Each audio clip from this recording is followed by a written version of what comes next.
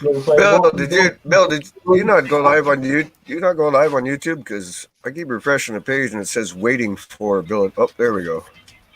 I There did hit the. I was wondering, I was going to share the link there, but it wasn't coming up. Yeah. Uh-huh.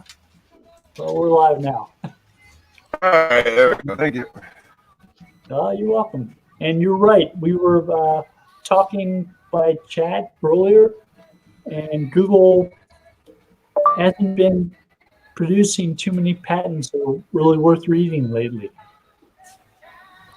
I know, man. Like I was joking with you on the messenger, dude. I think they're on to us, bro.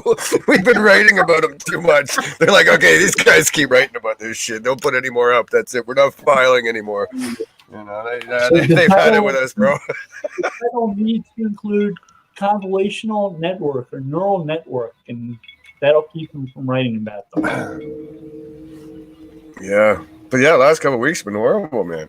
And it's it's hilarious because I'm talking to Danny and Search Engine Journal, Danny Goodwin, and he's like, "Yeah, Dave, do a weekly thing of roundups of interesting patents each week." And now I got this editor bugging me every week, going, "Well, where's your post?" I'm like, "I got nothing, man. Like, you don't believe me? Ask Bill. I got nothing. What do you want me to do?" I don't know. The last couple of weeks have sucked. Like you said, it's time to start looking maybe at Facebook stuff or Bing or whatever. I don't know. So I think more than Microsoft, but but nobody cares. It's just for our own amusement. And the ones at Apple are worth looking at because people tend to care about what they publish, what they come out with, but they don't do too much with search. No, they don't. I think it'd be interesting if Apple came out with a search engine. Yeah, but or even search functions within like the Apple Store or something like that. You know what I mean? It would also be kind of interesting. Yeah. Search engine's a search engine, people. That's why used to say all the time is people are like, what do you optimize for? I used to say anywhere there's a search box, because that's kind of where we're not Google engine optimizers, we're search engine optimizers. So that could be Amazon. See, there's another one, maybe Amazon. I don't know. And nobody talks about Yandex. It's because they do not speak Russian very good, my friend. Yeah. It is not good for me. I noticed in my analytics I was getting traffic from Baidu, and it's like I go to Baidu to try to figure out how to do anything with it, and it's all in Chinese. I'm not up on my Chinese. Yeah. Could be people translating the page, though. I've seen in my analytics people from Baidu wondered what they doing here. Yeah. Then I realized, could be people looking to, because they can't go into China, they sometimes go into Canada first and ship from Canada or whatever. Those countries that Trump said, yeah, you can all just go. I don't know if China was one.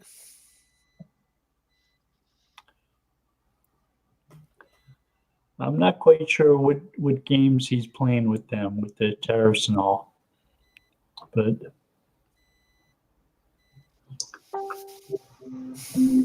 I'm not sure if it's helping the economy in any way. Yeah. Well, We certainly isn't doing much for ours. Or anybody's but his own. But then, too, let's move on. What do you think? Trump ain't exactly one of my favorite topics. We got that in common. All right. So I'll move along to another one of your favorite topics. Gary Ilias. No, seriously, they got to put a muzzle on this kid. I swear to God, dude. That's the sound of his own voice. Well, I was doing I record the news show on Friday or Saturday, but I was editing it, this morning. literally 2 of the stories was him taking the piss with everybody. Like, I don't understand this guy. Literally at SMX. You know what I mean? One was him making a statement about the whole rel no follow thing and when it was being implemented. And he was either misquoted or said the wrong thing. So someone went to Danny, and Danny's like, no. That was started going live, back when we announced it. So there was one Gary Ilia's what the fuck moment. Sorry, I forgot your show. Well, listen to Terry's here. And then second dude was a straight up troll on stage. Straight up told people there was this curriculum or some friggin' thing coming out for BERT that was Google was putting out, and literally people ran off to Twitter and SMX saying Google's putting out a BERT curriculum, and literally he turned around and said, "Well, no, He turned around and said I was just joking.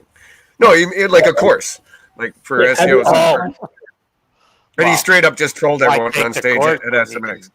Why take the course when you can just download the whole thing? But yeah, point is they just need to put a fucking muzzle on this guy, dude. Oh, I said that how long ago, Dave? Yeah, I know, man, but it's just getting weird. I don't understand. Like, John Mueller's great. Like, he'll answer the best he can or whatever. But, yeah, this guy is just constantly lately seems to be doing this. Misinformation. Well, it's not even misinformation. He's just making jokes and being whatever, just flippant. And it's like, why is this guy... Why even invite him to SMX? Like, just don't invite this guy anywhere. Like, just don't. Like, what's the point? I speaking at PubCon too with a keynote. Yeah, well, I thought that was Danny doing the keynote. I don't know. He's doing one for somewhere else, but I know at PubCon, Florida, I think it is. Danny's doing one for SMX. Is that what it was? The dance, or he must know someone over there. Yeah, Barry Schwartz is interviewing him. It's SMX East. Yeah. Actually, it's not that much different than it was when he was there. But yeah, so I just came across 2 of those last week, and I was like, really, someone put a muzzle on this guy. We have enough problems as it is. I think it'd be really fun to just put one of those dog shock collars on him. And then pass the remote around in the crowd, Yeah. Or he should have someone that said when he's about to say something stupid, they fucking put a muzzle on him. But yeah, it's just ridiculous. I miss the old days.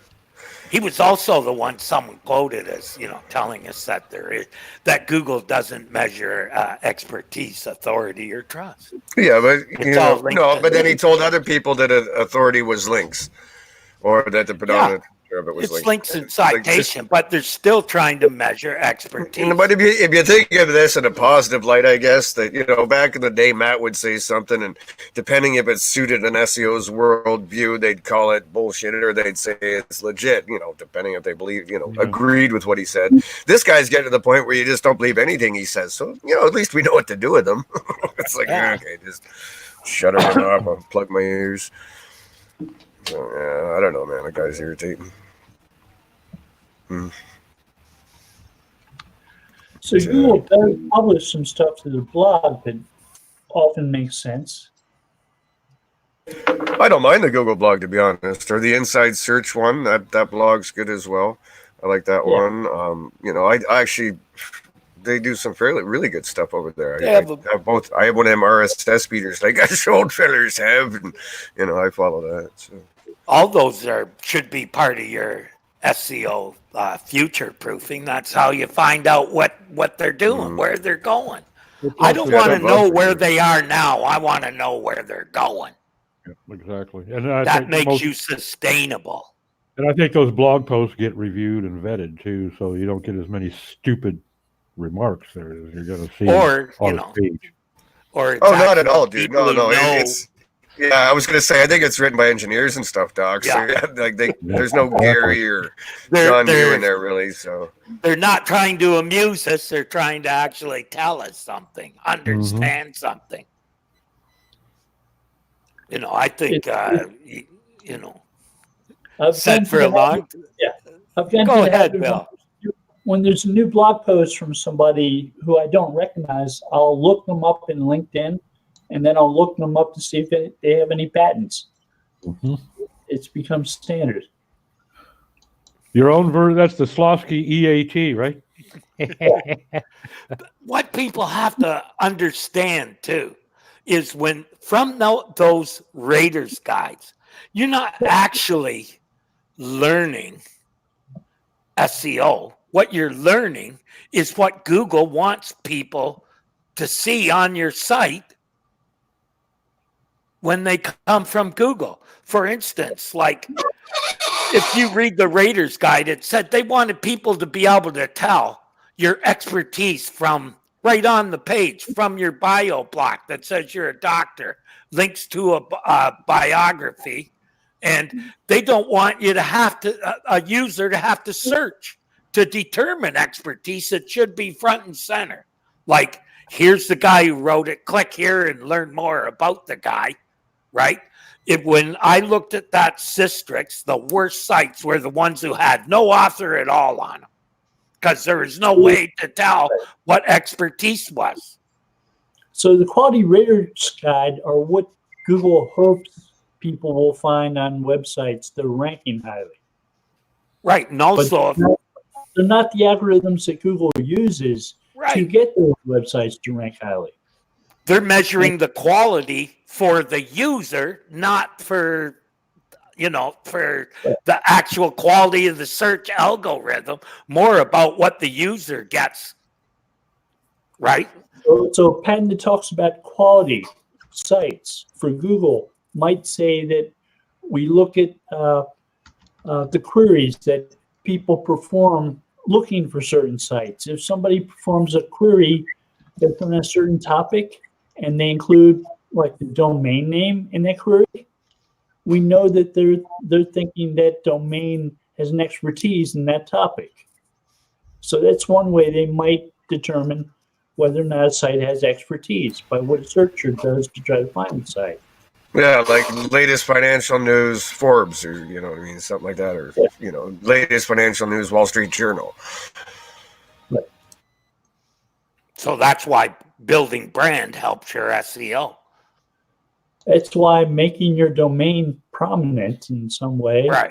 Standing. Oh, but again, Terry, building brand's going to help everything. Again, we're not just doing that for SEO. You're doing it for everything. Building brand's always. But putting your URL out there and your name out there.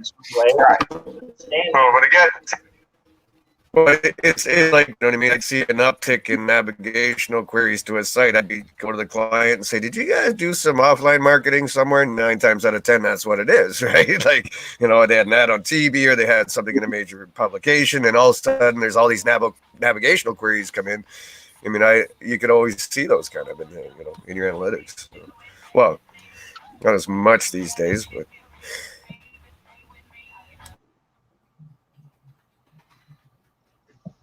There was a tool on SEM Rush that I used to basically find mentions and about a company. I found that very useful, especially for that company that had multiple people using their address. If you're doing reputation management, a mention tool is really useful because you can tell whether or not people are saying anything about a company, and you can go look at those, see whether they're good or bad. Yeah. Yeah, I used to use Google Alerts for that. I mean, when I'd have a client, I would just go in and plug a bunch into Google Alerts and so forth. Didn't they shut that off? Oh, hell no. I still keep getting them. Oh, I have to go and take them out every once in a while. Old clients stuff keeps flowing in. Yeah, it's still there, man. I think SEM Rush does it as well now. I've got people like Jeff Dean and Paul Hauer listed in alerts. So I see what new things they appear in our I'll plug in competitors too, like my clients' competitors. I'll plug them in because, a lot of times when there's a mention, you're going to see a link. So I'm always curious, I'll go to a client and say, listen, these guys are stepping up their PR or something, Terry. You know what I mean? Like when a company starts doing more PR, you're going to see those mentions start to flow up. And so I would track not only client stuff, I track competitors stuff as well, because I want to know that. Who's active out there? What are they doing? What is, what's their strategy that they're using? So I want to know that, Yeah, people got to know that for local SEO too. That was partly why I was using it. Yeah, she's still alive and well, man. She's alive and well, but I still use it.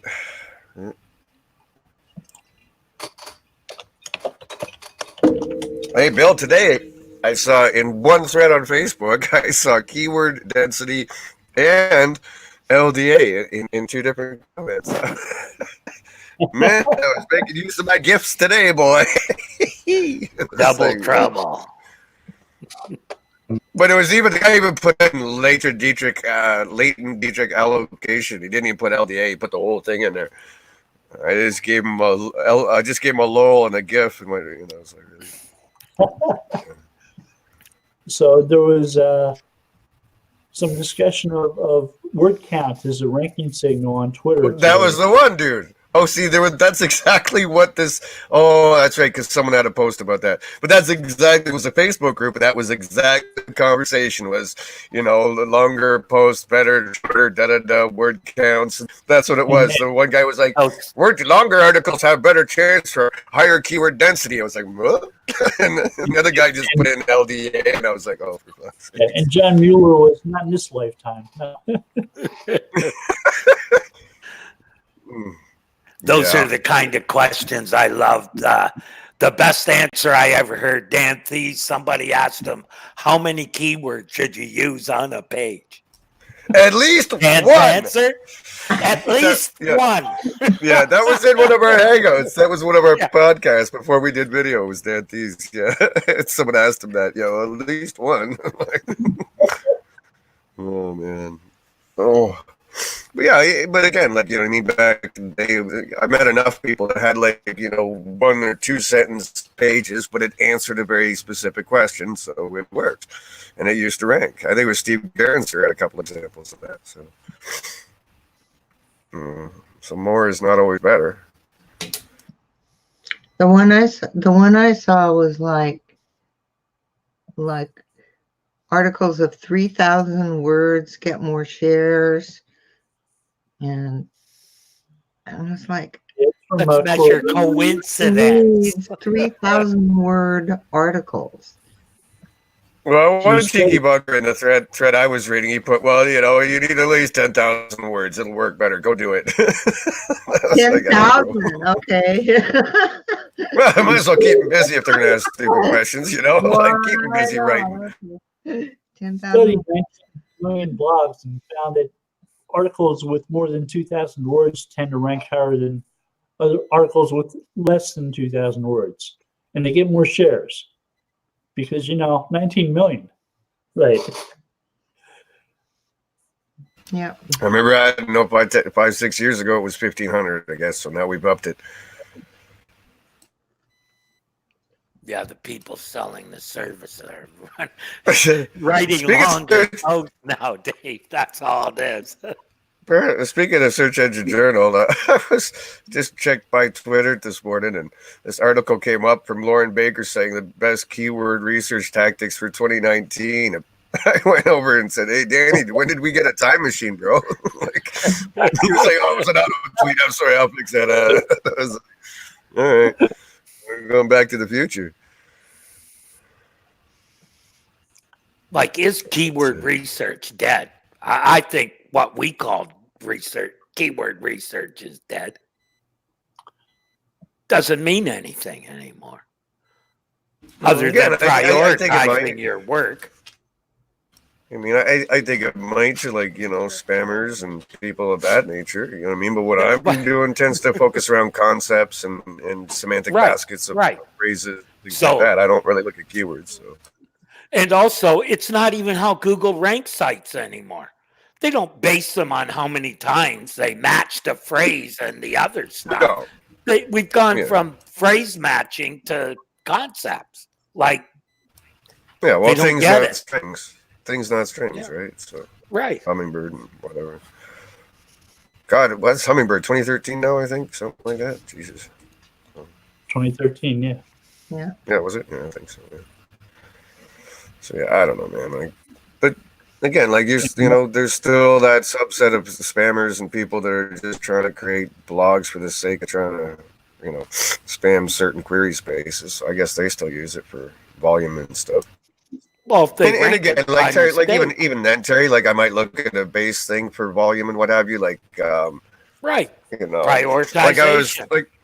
Right, like I mean, we had a post with a media client, and they were trying to figure out. They were trying to do lists, right? Top 10 list or the top 10 best, and yeah, it was the best or best, the 10 best or the top 10, and I think it was best that was getting more volume over top. You know what I mean? So I'll use it for little things like that sometimes too. I'll go and look at PPC data for things like that to see which phrasing might be better for a title tag or something. So Yeah, Google Trends might be good for that too. But again, when I'm constructing content and stuff or discussing it with a content writer or something, I don't go by that hard data. No. Yeah, to me, it just told me what I got to work on, how valuable that is, right? And you also have to use values that have been weighted for how valuable they are to your site, or relevant. Because sometimes a keyword will have a lot of relevance, a lot of traffic, but no real relevance to your site. Well, that shouldn't even be a target, regardless of the traffic.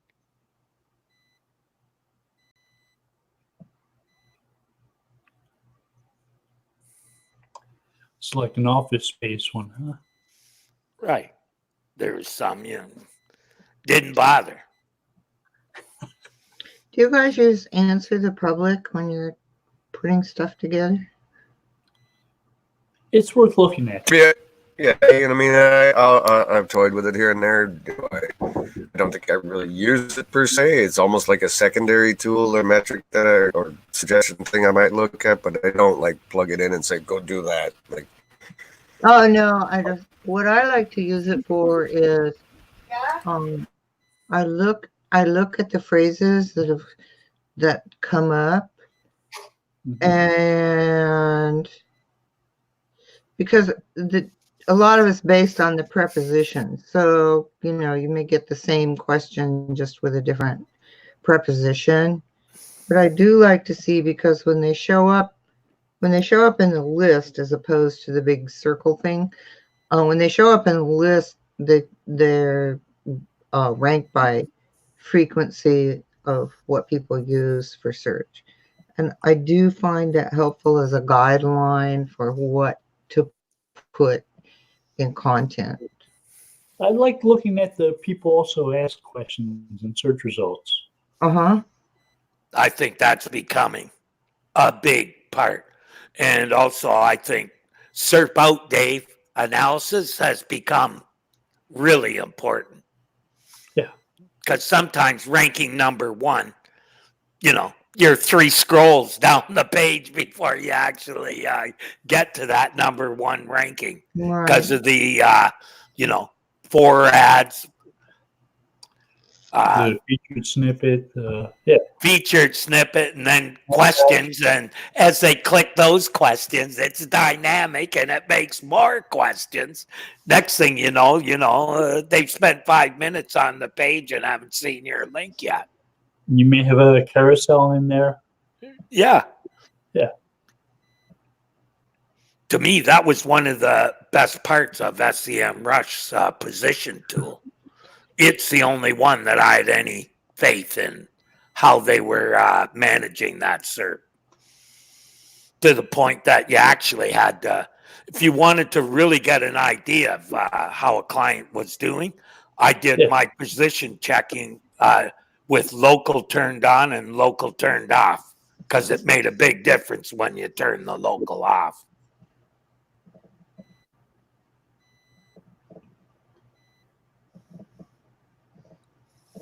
Like one client, I realized all their rankings that was showing first page were all in the local thing. And to me, you don't get click-throughs from that. I haven't seen it. So they were only getting click-throughs from clients who might have been local to them?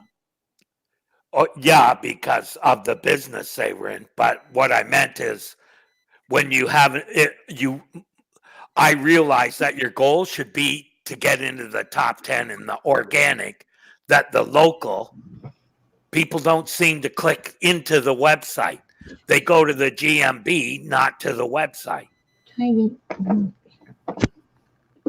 So if you Well, know, yeah, or- but that could still be a function if there's a phone number and it's the kind of business that Yeah, responds yeah, to oh, that. yeah, I mean, like yeah, we'll do that a lot of times. Like, we want to know if the local pizza shop's open or if the bar is open or whatever. And you'll just go and hit it and then get the GMB and give them a call, right? So sure, we're not. that's like, why you sure, want to. We're still using. That's it. why you want to fill out your GMB fully. You know, trying to think of some questions or getting people when they ask you a question like that to go to Google and add it as a question, because you can't add your own questions. They're only user generated. But would they allow that too? Would that be against their guidelines? They allow business owners to ask their own questions. Oh, do they? Oh, okay.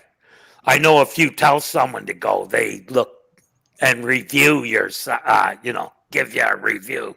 They look, So- they frown on that. You get a lot of the same questions. Terry, look at the beanpole. Hey, Adrian, come here.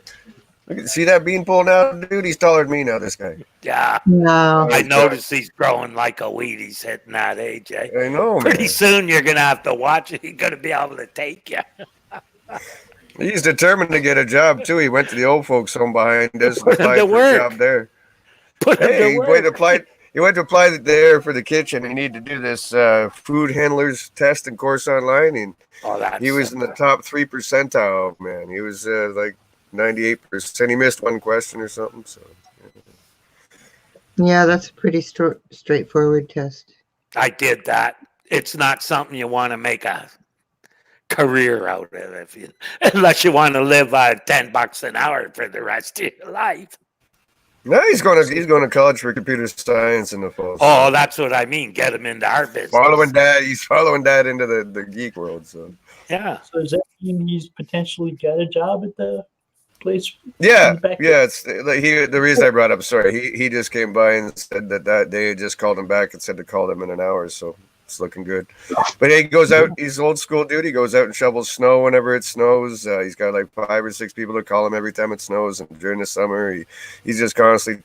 He goes on to Facebook into the local groups for this area and just keeps putting up ads saying, "I shovel snow, I clean yards, whatever." And so he's very determined. And he likes to take his money and buy dinner for the family. Pizza tonight, guys? And I'm like, I can't afford it this week. He's like, no, I'm buying. I'm like, hey, okay. I can afford that. Yeah, I can definitely.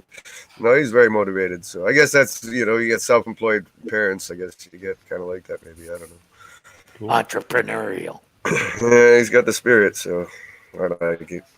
Yep, when I used to go to people on my newspaper route. I had 3. Terry, that's why you newspaper should have routes. had one of these rugrats. You see, when I get to your age in 10 years, hopefully he'll be paying for everything. I'll be That's the done. retirement plan. Yeah, man. That's it. I'm out of here. Or you can get the jobs and he can do the work. Well, yeah, and dude, we've sat down. He's been interested. So, Doc, some of the vector stuff. I gave him some articles on vectors and stuff. He's read them. So, Cool. start him young, as they say, I guess. Going back a couple of minutes to what you were talking about earlier, Terry, like and Bill, with the people also search for that kind of stuff. People also act. There was a presentation that Dawn Anderson recently did, and yesterday she shared the slide presentation. It's like 185 slides. Now, for 2 reasons, you may have already seen it, Bill. For 2 reasons, I'm going to drop a link in the chat here. It's really worth going through because it was very enlightening. Plus the fact that Dawn puts together some phenomenal slideshows. And this is one of those few that I have seen where it's almost as good just going through the slides as actually being there and hearing what she had to say, because all the information is on the slides. Really some good stuff, well worth going through. But it talks about a lot of that same sort of thing. How does Google look at 2 or more pages that might be clustered and be seen as very similar in terms of relevance or applicability to the query? And how does it decide? And how do you avoid competing with similar content or identical content? It's good stuff. I highly recommend you go through it. So the phrase she uses is equiprobability, the chance of. Equiprobability, that's one of them. There was a half a dozen in there I had to stop and think about, Bill. More than 3 syllables. It's not for me. Well, the concept is not too bad. No, but it was Yeah, just, some pages are so similar that there's an equal chance you might click on one or the other. Mhm.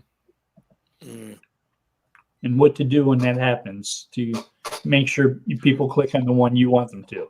Oh, you mean within the same site? Yeah.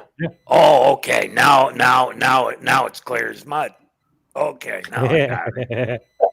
Yeah. Because your snippet in search results for those 2 pages are probably very similar to each other. So how do you make sure that people click on the right one?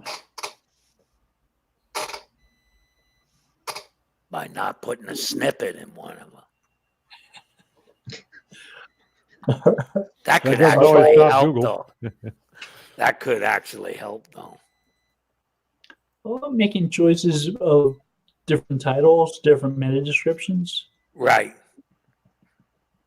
If your page is about a different intent, making sure that it comes across that way within Right. the snippet. Once again, analyze the problem and fix it.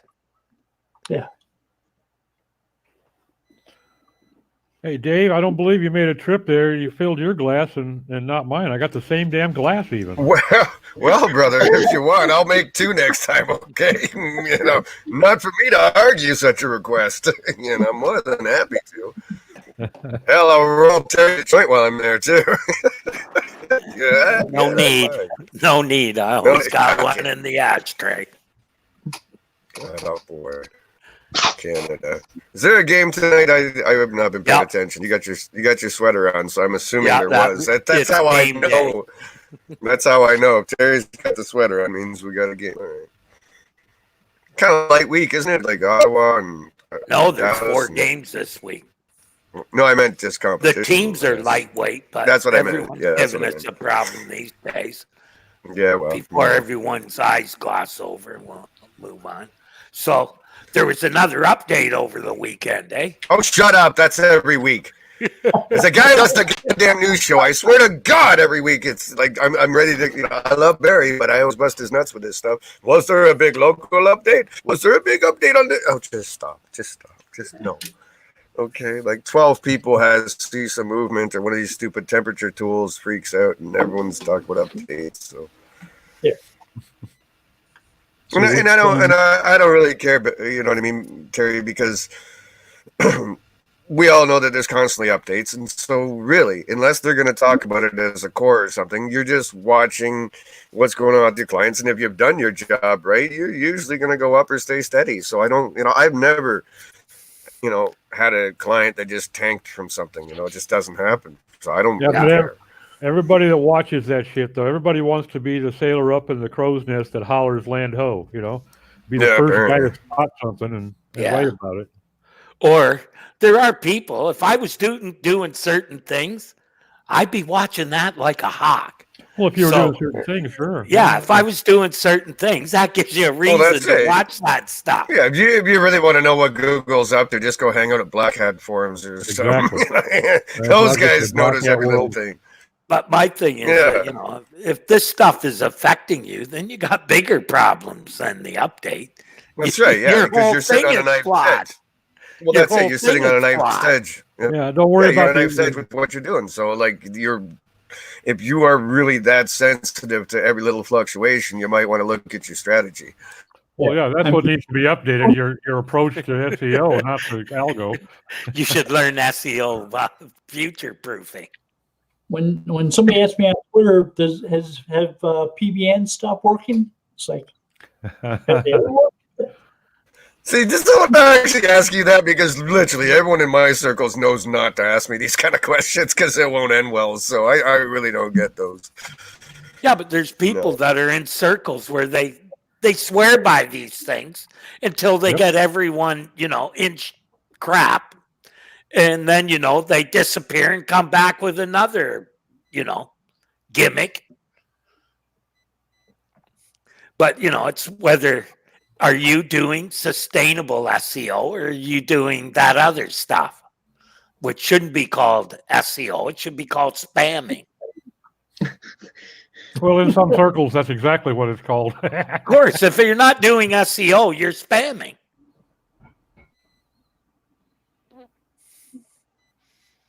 I got a feeling that's the word that gets used quite a bit in Mountain View, yeah. You always look, what is spam most? Well, links, of course, because people think they do the most. But, before Penguin, Dave and I were saying links are going to mean less and less. Learn sustainable link building, and you'll always stay ahead of the game. They're not as big a deal as they're made.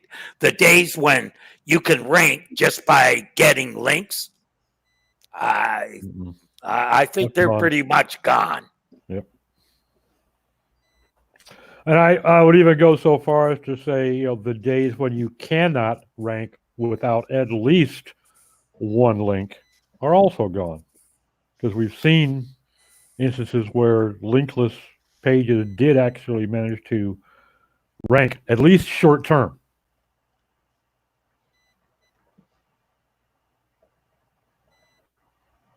Yeah, but I think that's kind of rare still, no matter what. Yeah, oh yeah, it is rare. You got to be but I agree in a pretty with weak query Terry, space. they're taking on less value than they used to have. They had to.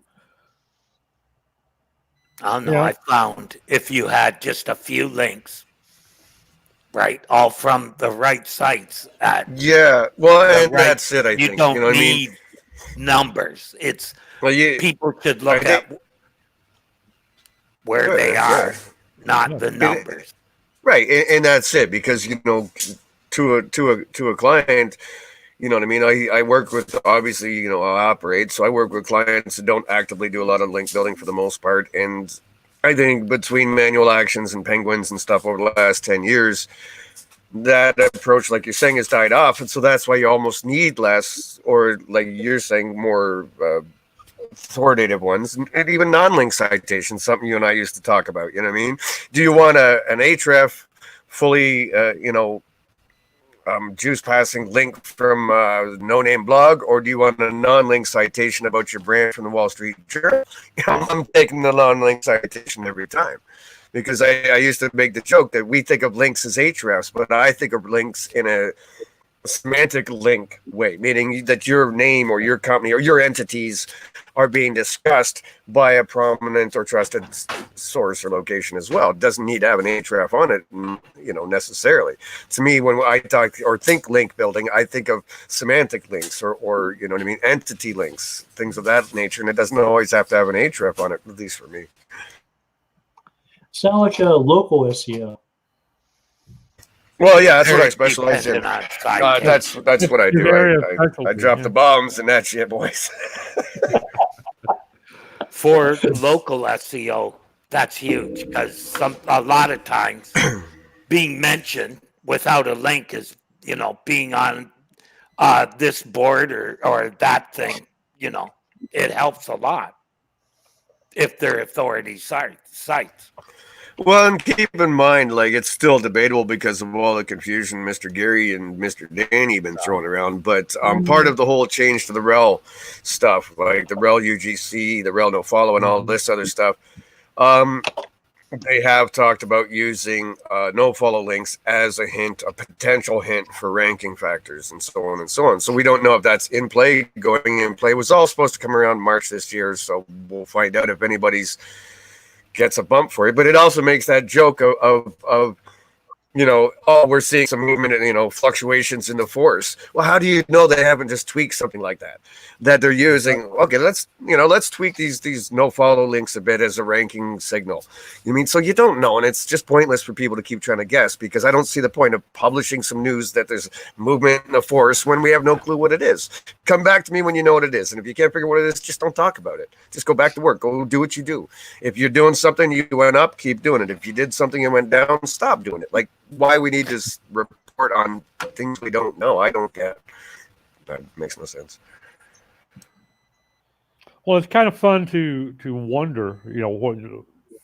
when you're trying to figure out not so much where they are today, but where they might be going.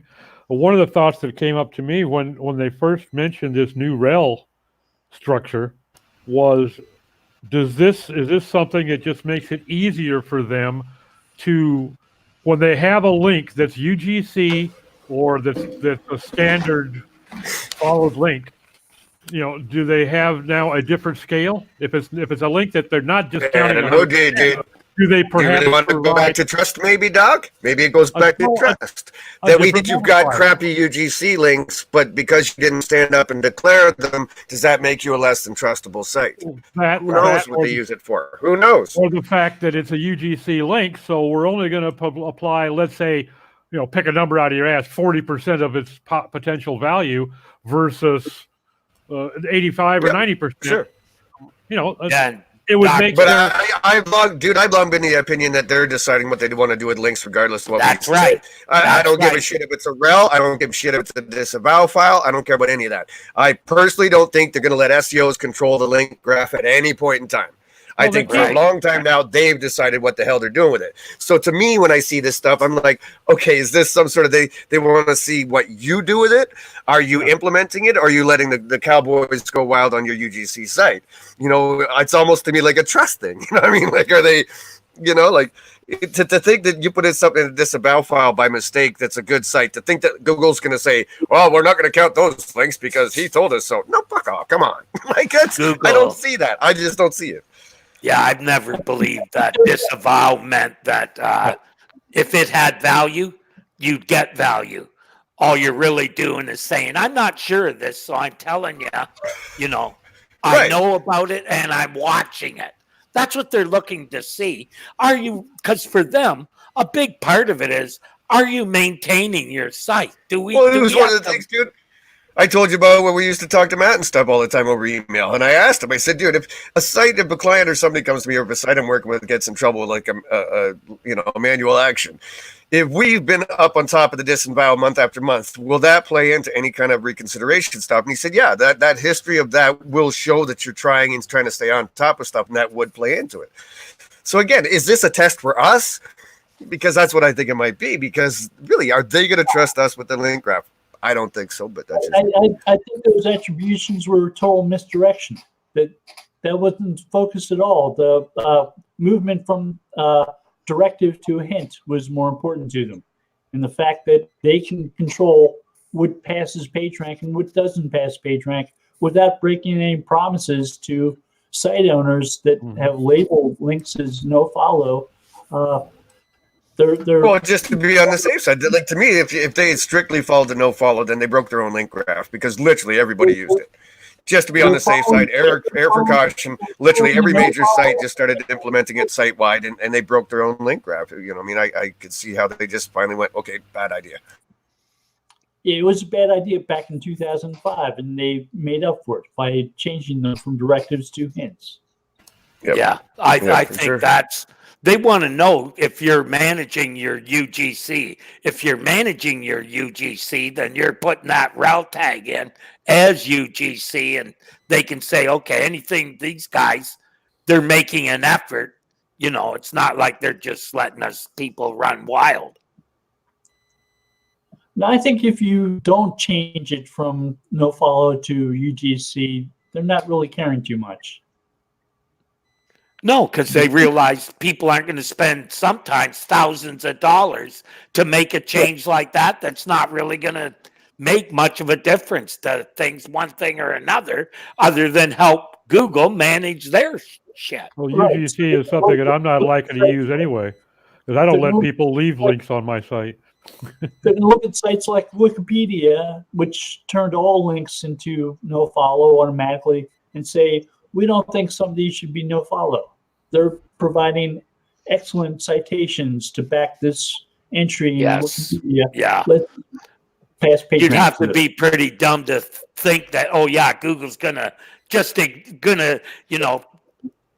ignore these links because they put a no follow on them. They know the value of those links. Here's the definition that they gave out as far as back in September. So, rel sponsored is use the sponsored attribute when you want to identify links in your site that were created as part of advertisement, sponsorships, or other compensation agreements. Rel UGC, UG stands for user-generated content, and the UGC attribute value is recommended for links with user-generated content, such as comments and forum posts. The rel nofollow, use this attribute for cases where you want to link to a page but don't want to imply any kind of endorsement. So like if I link to a Black Hat forum post maybe or something, go, okay, I'm not endorsing these guys, I just wanted to bring it to life. So, anyway, so or I'm not that's sure about this link. Right. So that's the three we have. But If you look at the HTML spec for rel equals and nofollow, they did a thing, and it basically said if you're not sure or you're getting paid for this link, you should mark it nofollow. That's what it was for webmasters, and Google was on that panel. yeah, but you know what I mean? Like, again, you got somewhere like the New York Times or whatever, like you can't always trust the fact that one of your writers doesn't get some, money under the table. So they just right across the board, just followed everything. So that kind of messes with the old link graph, I think. You know what I mean? I and think so that when does become Google- a problem. I think when Google sees that, they just ignore the nofollow. I just think they make up their own mind. I always have. Yeah. That's just me. I have no discussions with anyone to prove that, and that's just me personally. But that's what I think. Is that at no point are they going to let programmers and SEOs decide what the link graph should mean. So that's If the anchor text from those links actually add value to the site being linked to, they're descriptive of it. The anchor text actually is reliable to some degree, even though the site owner wants to follow it. They may use it hypertext relevance anyway. Right. This is what gives a site authority. And they're the ones who've been saying links are authority. Well, that's right. one way. And almost like I was saying, dude, about a link can be a conceptual link as opposed to an href. They could still pass, like you're saying, a little bit of authority concept there, but not pass the page rank. Entirely pop. But again, that's up to their discretion. So who knows? But yeah, I just don't think it's working like most people think it has. I think at some point they had to go, okay, we just screwed up our own link graph here. We got to find a different way. yeah. Well, when I was building sites, I never used for sponsored stuff. I never used rel equals nofollow. I just put no sponsored links above it or advertising, and Google never bothered me for it. All they want to know is that you're telling people. They said that a long time ago. If you just mark things as sponsored, they understand from the context. Yeah, but they also they spend an awful lot of time talking about not wanting you to manipulate page rank by following paid links. So I don't think that it was entirely the users that they were thinking about. I think that they were also concerned, at least earlier on, with page rank manipulation. I mean, because it didn't affect the users really. It's certainly good for me if I go to his page and I see sponsored or ads, to know that it may be an affiliate link, or it may not be your honest opinion on something. But really, how many users think about that to that degree? It's actually against the law to not, in the U.S. at least, not to mark it is those now, as yeah. sponsored. But I think back in the day, it That's wasn't. for a Like, long time, Doc. Not just. I think when nofollow came in, time. that was actually predates it, man. Like I think back when that, I think originally wasn't it just to, like, if you had a paid link as advertising on a site, the way to actually annotate that to say, hey man, I'm not doing this to manipulate page rank, I'm just trying to get referral traffic. So I think that's what it was originally, wasn't it? Well, they sure put an awful lot of verbiage behind chasing down that particular use of. Look at the chat there, Bill. We've cited a Martinosaurus. I'm not quite sure I understand what that means. It's a Martinosaurus, as in Michael Martinez. Oh. Michael said you guys are dinosaurs with your link trees. So I said, ooh, look, a Martinosaurus. It's fun hanging out with you the other day, Michael. Thank you.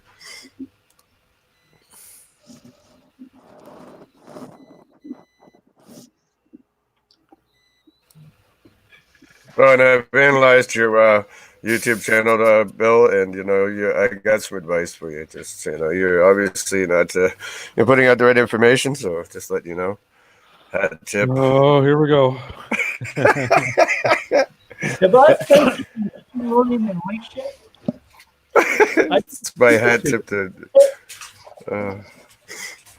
Yeah. I'm sorry, you don't need machine learning to do link analysis. You never have. And I don't think it's much likely that Google is anyway at this point. So there, Michael. Take that. So Google might use machine learning to analyze photographs to better understand entities within those photographs. That'd be an easy thing to do. It doesn't involve links. Yeah, I read a thing on Stone Pilot, Eric Ng's old company. Yeah. He was talking to a Googler who actually worked on the machine learning, and he was part of the Goopla thing when they did the page layout algorithm, or ads above the fold. Stupidest name for an update ever. Goopla is more like it. No, we made that up. Yeah, we made up Goopla. That was ours. Proper. The others are stupid. The Google page layout algorithm, Goopla. Right. It's the only one that makes sense, because that's what he said. Anything that pushes stuff down the page, that's what they were looking for. Not just advertisements. Yes. Correct. So what does that tell you about all those big ass sliders that everyone puts at the top of their homepage? So people at Google are upset about advertisements pushing content down on pages, but they're not upset about search results where advertisements push organic results down on pages. Well, isn't that the point? Again, they want you to click what they're making money on. They don't care about the rest. Right. So isn't that a double standard? Well, one they're giving it, and another they're taking it. So what standard is best for taking it? The one that pushes all the content down the page. We're going to penalize you for putting advertisements on your page that push down content, but we're going to use it. No. You know what it is? It's okay for us to annoy our users. It's not okay for you to do it. Yeah. It's called search experience. And there are experiences at both ends of the spectrum, That's right. We're doing data testing. Yeah. See, I've always believed that putting those at the top actually hurts. And the only reason it doesn't hurt because everybody's doing it. Yep. If everybody's doing it, it's a wash. Has anybody ever bothered to actually track how many times those get clicked? Not very often if you actually And we know that there's a phenomenon called banner blindness where people start ignoring ads at the top pages anyway. Right. Who wants to sit there and every 10 seconds see something, just scroll down and read the same thing? Yeah. If it's important, it's on the home page. Like, why do you need that big picture to show how good a designer you are? It doesn't really show that. And we used to call it the bag. Big ass graphic. Yep. And it's the bane of any kind of speed work you're doing. Almost always.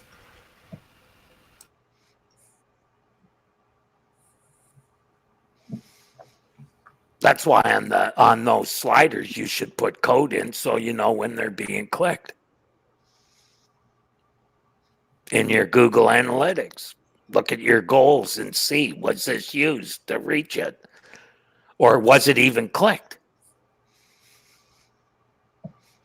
is there better things to do with that real estate? Would be my first question. Yeah, that's a good question. Yep, split test and split test some more, man. Right. Which is, again, CRO is a thing. Like, again, like UX work, CRO work. I think it relates to what we do. You know what I mean, Terry? I started getting into CRO when I used to have the conversations of what's the point of traffic if it doesn't convert? You know, you can send a Right. client all the traffic in the world, but if it's not converting, you're not. What's the point? So. It reminds me of that furniture store guy we had a headache with. You know, I mean, he had higher prices than all his competitors and everything else. So it's like, what the hell? He What is actually the point believed. He actually believed that you need a higher price point on the internet. Got on the Well, it's not like anybody's comparison shopping on the internet. That never Yeah. happened. I just kind of went, I don't think so. You had to rank higher than your competitors? In order to No, get he more just people? believed that people wanted to pay more on the internet. That's the way it seemed. Wow. Yeah. When they're, wow. That's what I basically asked him is, don't you think people are using the internet to compare prices? So how long did it take for his business to go bust? Not long. Less than 6 months. Whoa. He's also the guy when he paid me to analyze the site and tell him, what he should do. I analyzed the site and said, well, if you want to rank first for Rolls-Royce car, I don't think so. And he said, what do you mean? Blah, blah, blah. And I said, think about it. Rolls-Royce car is always going to be the Rolls-Royce site, number one. You could maybe get 2, or you'd be lucky to get 2. Because now Google would... Excuse me? I was going to finish up. Kim Krausberg was commenting on the YouTube page. I was going to drop that in for a second. Kim was saying someone should invent a skip to content or skip navigation link for search engines. Or skip the sponsored ads section. How about not just do it? How about just don't do it? Like, I don't know. You're the UX person, Kim. I'm not going to mess with you. And that's right. This week's show is sponsored by Kim Krausberg, the king of UX. Queen. Wow, that's hurting. I'm in trouble now. Kim's going to yell at me. I'm in trouble. I'm not going back to Facebook for a few days. Okay, just stay away from Kim. I'm in trouble. Skip to content links in search results. That's it. Yeah. Or just don't do it. I don't know. I know Kim does do the big ass graphics and sliders really do much for UX. I'm not a believer that they do, but that's just me. I don't think they do. No, I don't really notice them. Like, it's kind of like Bill was saying with the banner blindness thing. I get to a commerce site or whatever, I just go past them at this point. I'm not going to sit there and wait for 20 seconds to watch useless information scroll. No. What I do. I just, like, in my head, I just scroll. Start really scrolling. irritates me that I've got a 1.5 second delay before, they got 75 words of text on the damn slide, and you got a 1.5 second delay. We're talking a scroll down here. Screw this. Or the opposite, where you got like 5 words of text and it's like a 2 second, Sort of like tiny print on a billboard. Yeah. Yeah. Like, what the hell is that? Yeah. guys, I have to go. I have a meeting. It's always fun, and I will see you next time. How you feeling? How you been feeling? You feeling better? I'm fine. I'm great. The surgery was 8 days ago, and I can see, and no problems so far. Nice. I'm happy. Good stuff. When you get our age, there's degrees of good. Yes, that's exactly. Well, come on, like really. Still got a pulse. That's something. Yeah, waking up. Oh, that's when I rolled out of bed, I was able to get up my hands and knees and stand up again. I'm good. Exactly. Yeah. I was thinking about that this morning. It's like things just aren't like they were when I was 35. I So, wish. Well, it's the top of the hour, so we'll wave goodbye to everybody and oh, say wave have a goodbye, everybody. bye now. Thank you.